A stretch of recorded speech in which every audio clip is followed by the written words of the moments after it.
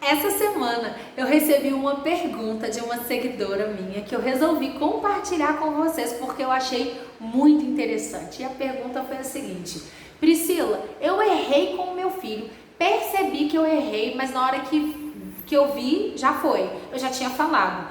E aí, o que eu faço? Peço ou não desculpa quando coisas desse tipo acontecer? Fiquei com medo de achar que eu perderia a autoridade sobre o meu filho.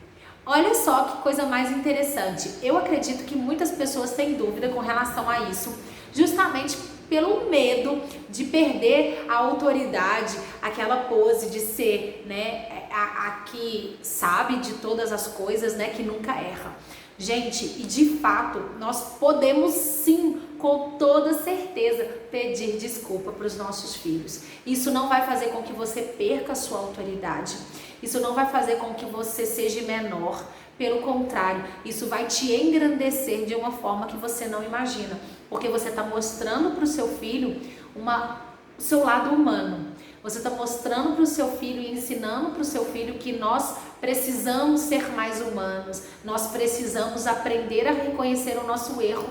E por que não voltar atrás, nos reconciliar, nos consertarmos, né? Para que nós possamos agir melhor. O grande problema do erro não é, de fato, o erro em si. O grande problema do erro é acreditar que o que você está fazendo de errado é certo.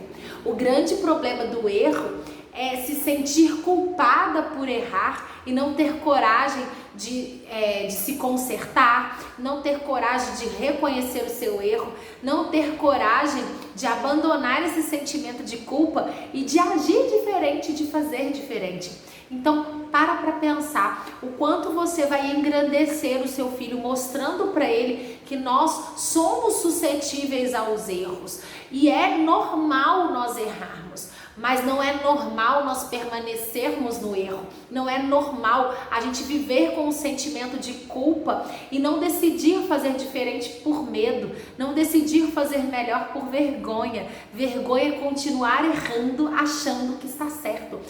Perceba que nós precisamos ensinar esses valores para os nossos filhos. Perceba o quanto nós vamos criar filhos humanizados, filhos que sejam sensíveis, filhos que sejam capazes de reconhecer e fazer diferente. Acredite, quando você se tornar mais humana diante do seu filho, você vai estar transformando o seu filho num ser humano incrível. Nunca se esqueça disso. Quando você se tornar mais humana diante do seu filho, você vai estar transformando ele num ser humano incrível.